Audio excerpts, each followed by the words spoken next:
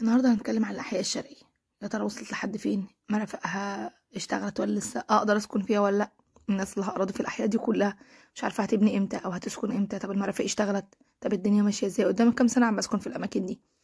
والتنازل للأراضي الفاضية دي في الأحياء دي، التنازل عنها هيكون ازاي؟ لو قطعة مبنية هعمل تنازل برضو ازاي؟ ولو قطعة فاضية التنازل هيتم ازاي؟ أنا هنا رايحة الحي 21.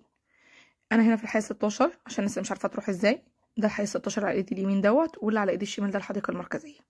بعد الحديقه المركزيه دي هتلاقوا الحي 20 21 22 23 24 وال18 وال19 وال17. في طبعا اتجاه من عند ال25، بس احنا داخلين من ورا من هنا، من عند ال20 وال19، من عند الاسكان الحي 16 عشان الناس مش عارفه تروح ارضها فين.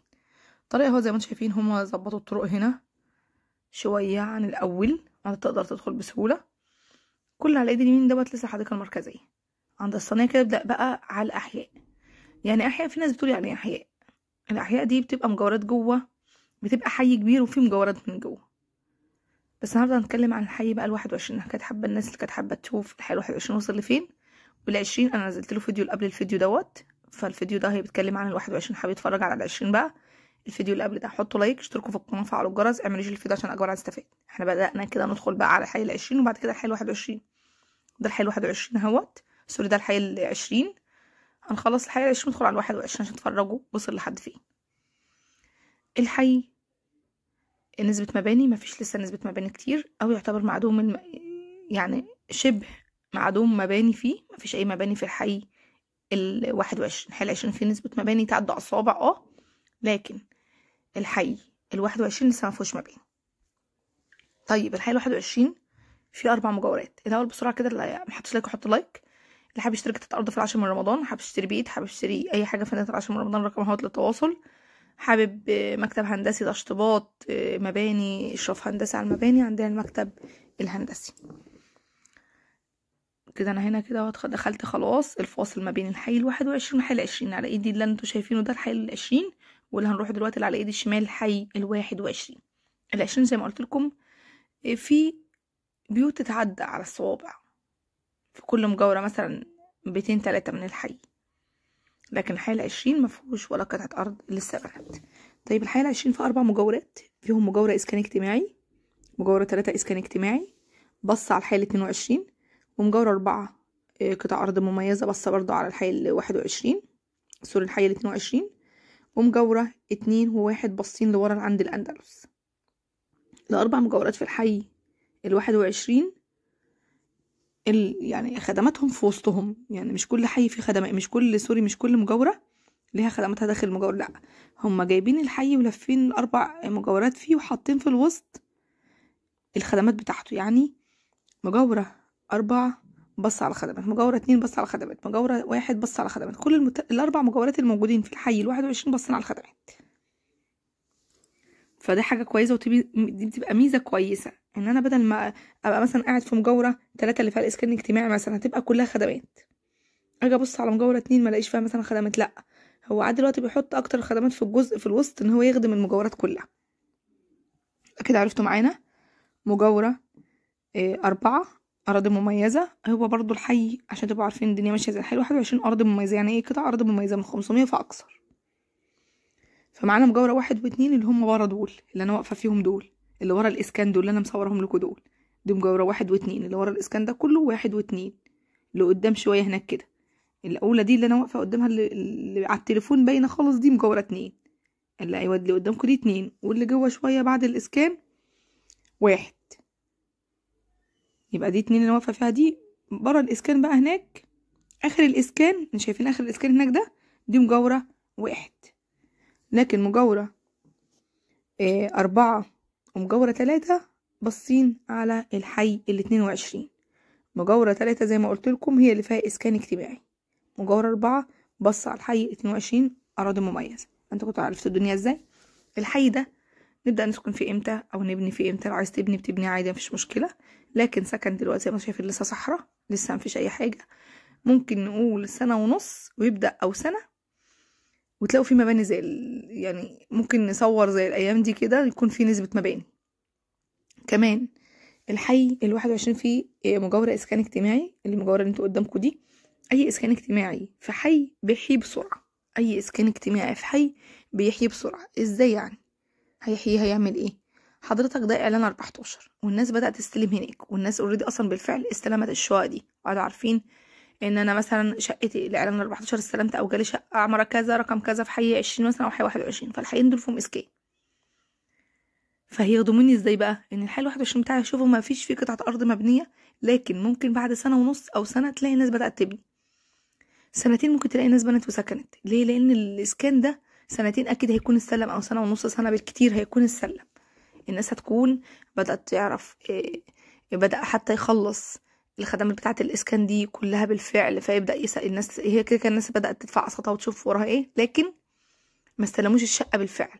يعني استلم بس ما فيش سكن لسه، الناس مش عارفة تسكن دلوقتي. فأول ما اللي هو المجاورة اللي فيها إسكان اجتماعي دي، أو الإسكان الاجتماعي دوت، أول ما يبدأ يسكن عمارتين 3 4 واحدة واحدة كده يبدأوا يسكنوا، هيبدأ الجهاز ينزل خدماته. زي ايه؟ ينزلك السيرفيس يشتغل، كهربتك شغاله في المجاوره، الاسكان الاجتماعي كله هيبقى كهربته شغاله. فاوريدي اصلا بالفعل انت هتبدا تشد كهرباء من الاسكان ده عادي، كل المجاورات بتعمل كده لحد ما بيظبط لكم الكهرباء.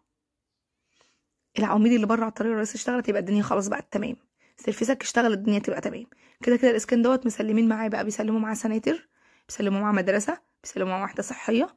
الحي بيبقى فيه كهرباء وميه وغاز وتليفون، لكن طبعا الاهالي ما بيروحش فيها لا غاز ولا تليفون، تقعد بالسنين لحد ما يوصلوا لك الغاز والتليفون.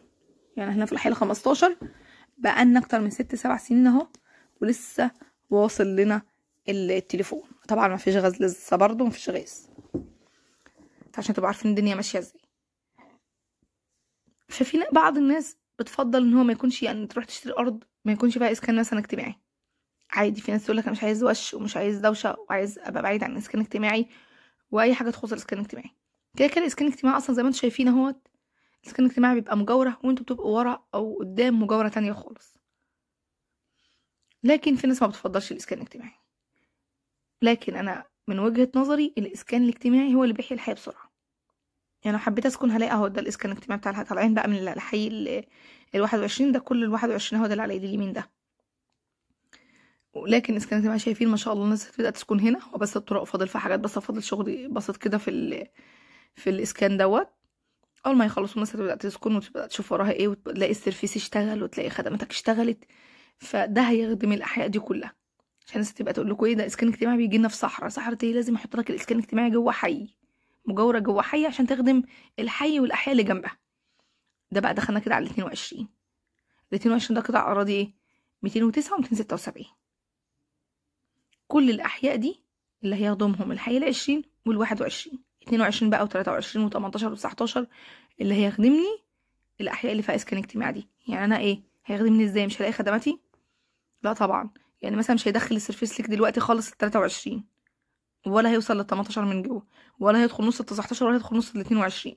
لكن السيرفيس ممكن يجي على الصينية دلوقتي يشتغل، بس دلوقتي اسكان اكيد، ويلف لي اسكان واحده واحده، يبدا السيرفيس يدخل جوه شويه. انتوا فاهمين الدنيا بتمشي ازاي؟ اول ما بيطلع السيرفيس مثلا، خط السيرفيس بيمشي على الاسكان. كل بقى اللي عايز يطلع بيطلع من مجاورته من جوه كده، يطلع على الصينيه اللي في وش اللي فاصله ما بين ال21 وال20 مثلا وال22 و19، يطلع يلاقي سيرفيسه شغال. عايز مدارس في ال22 هطلع اروح الحي ال20 وال21. عايز اي حاجه هطلع اروح الاقي كل الخدمات في الاسكان الاجتماعي. حتى بيدوك الاسكان الاجتماعي دوت بيبقى فيه سناتر، بتروحوا السناتر دي بتبقى محلات فيها كل المشروعات. حي 23 برضه اللي هيخدموا الاحياء اللي فيها اللي هي ال20 21. حي 18 اللي هيخدموا برضه دلوقتي لحد ما يبداوا الاحياء دي تبدا تسكن، ونسبه الاسكان يبقى فيها كتير، فبيبدا يحط لك مدرسه، يبنك بقى مدرسه وجامع وخدماتك.